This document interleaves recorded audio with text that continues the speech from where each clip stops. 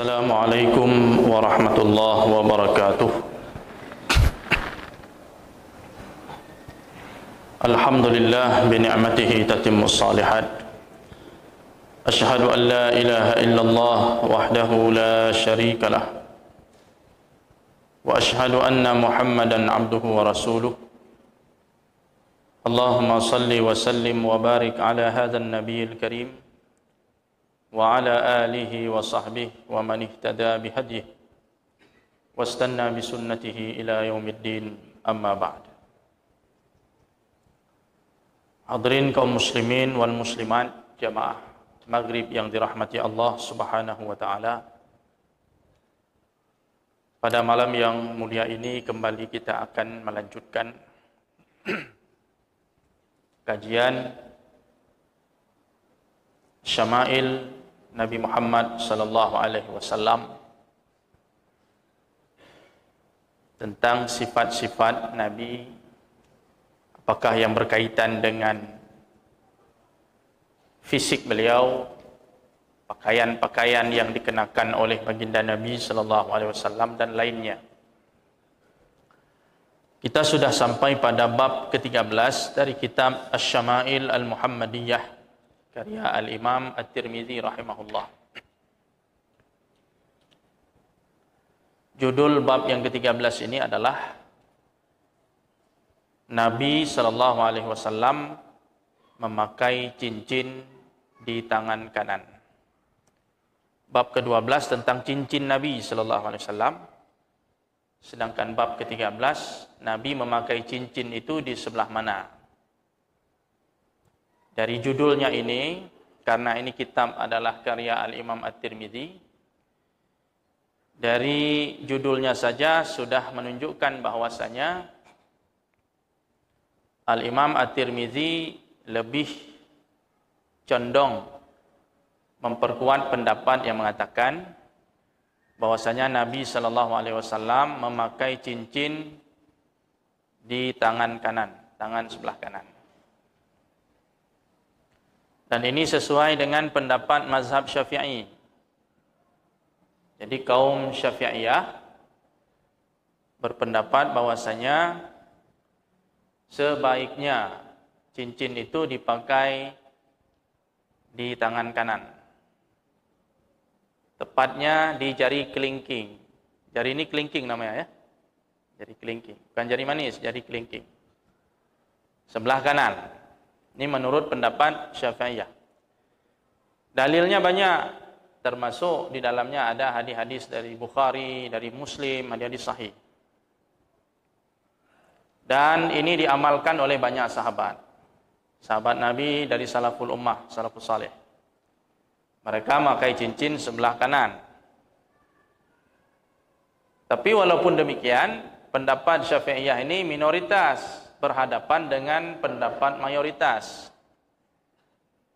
Mazhab Hanafiyah, Malikiyah, mazhab Maliki, dan Hanabilah, mazhab Hambali, semuanya sepakat pakai cincin sebelah kiri.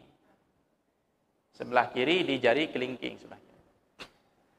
Dalilnya juga sahih. Dalilnya ada dalam riwayat Muslim, sahih. Bahkan Imam Malik rahimahullah, beliau mengatakan makruh pakai cincin sebelah kanan. Sunnah pakai cincin sebelah kiri. Selain dalilnya hadis, karena dua-dua pakai dalil hadis ini.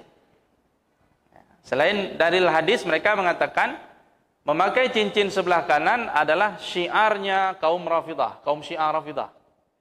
Syiarnya Rafidah pakai cincin sebelah kanan. Dibantah oleh orang Syafi'i, dibantah oleh Imam Nawawi. Imam Nawawi mengatakan, kenapa kita tidak boleh memakai sebelah kanan sementara hadisnya jelas? Hadis bahwa Nabi memakai sebelah kanan jelas. Persoalan orang Syiah Rafidah pakai cincin sebelah kanan itu tidak menghalangi kita untuk mengamalkan sunnah Nabi. Kalau orang Syiah pakai peci, apakah peci itu buruk untuk kita lakukan, untuk kita pakai? Tidak. Jadi jangan sampai amalan ahlul bid'ah menghalangi kita mengamalkan sunnah Nabi. Kebetulan yang diamalkan oleh ahlul bid'ah itu sesuai dengan sunnah Nabi. Itu bantahan Imam Nawawi. Jadi di sini terjadi semacam debat ilmiah ya. Debat ilmiah di antara para ulama kita, orang-orang hebat. Kemudian kata Ibnu Hajar Al-Haytami, hadis-hadis yang menyatakan Nabi memakai cincin sebelah kanan lebih kuat dan lebih banyak. Maka harus kita dahulukan itu. Jadi walaupun Syafi'iyah ini minoritas dalam persoalan ini, tapi bukan sembarangan, pendapat mereka kuat juga.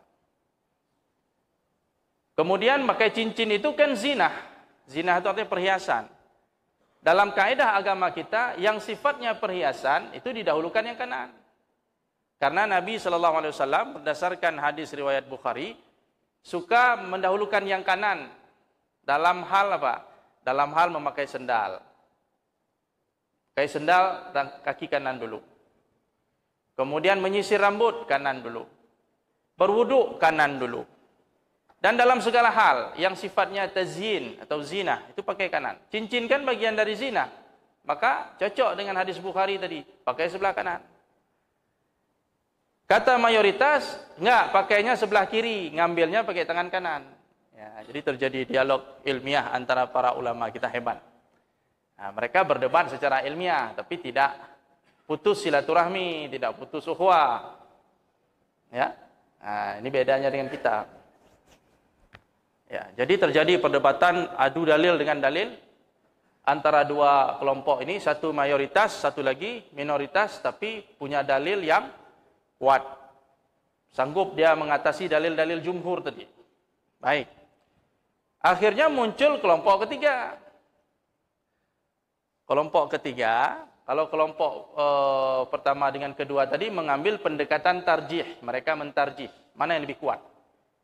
Jadi persoalannya di sini pakai cincin sebelah kanan atau sebelah kiri bukan persoalan halal haram.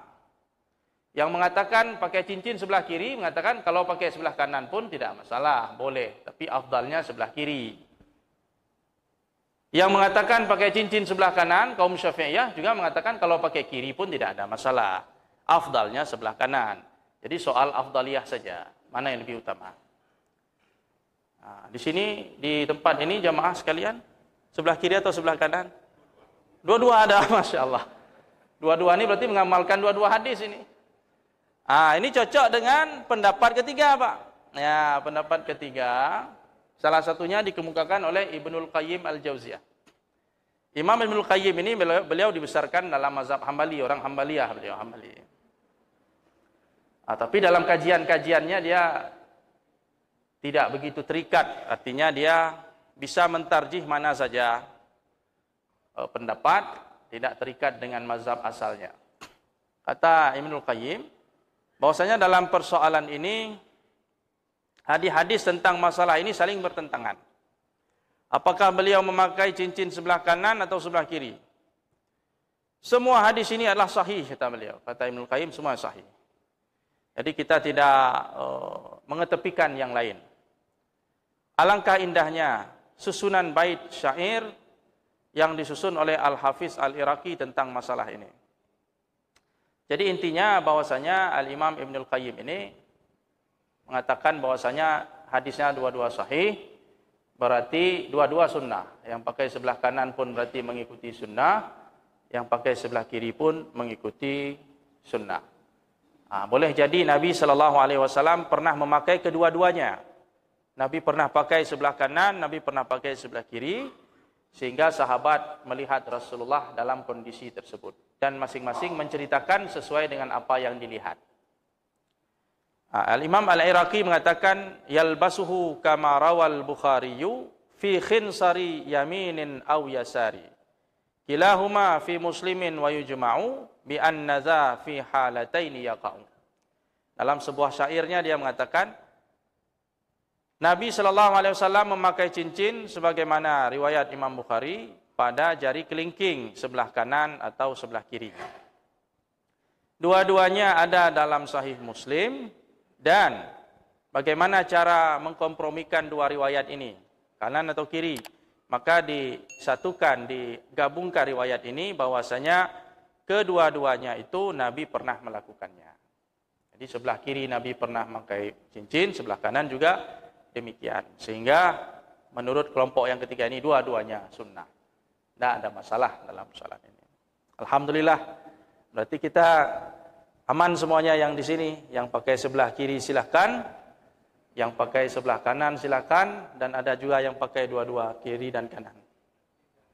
Ya. Cuma kalau bisa jangan pakai di tengah. Jari tengah dan jari tunjuk kalau bisa jangan pakai karena ada riwayat hadis yang melarangnya. Jadi pakai saja di jari kelingking. Hadirin kaum muslimin yang dirahmati Allah Subhanahu wa taala. Maka di sini Al-Imam At-Tirmizi kelihatannya beliau dari judulnya beliau katakan Nabi sallallahu alaihi wasallam memakai cincin di tangan kanan. Ya, jadi judulnya saja Imam Tirmizi berpihak ke Syafi'iyah. Beliau mengetengahkan dalil-dalil yang menyebutkan Nabi sallallahu alaihi wasallam memakai cincin sebelah kanan. Hadis ke-95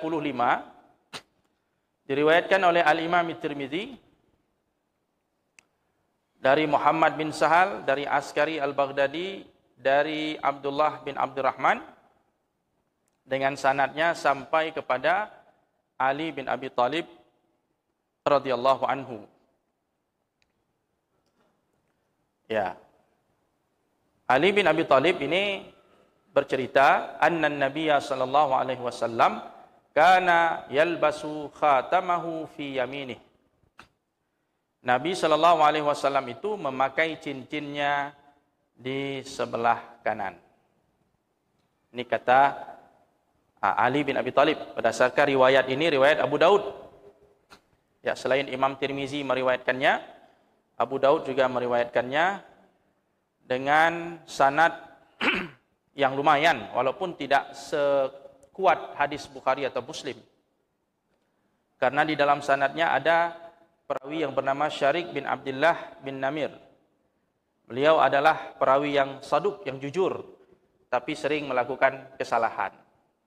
Jadi kalau orang yang seperti ini, biasanya kalau dia meriwayatkan hadis, biasanya hadisnya itu tingkatannya hadis hasan, tidak sampai kepada derajat hadis sahih. Karena perawinya agak sedikit lemah dalam hal hafalan. Ya. Meskipun hadis ini diperkuat lagi dengan syahid, dengan hadis-hadis lain yang semakna, bahwa Nabi memakai cincin di sebelah kanan.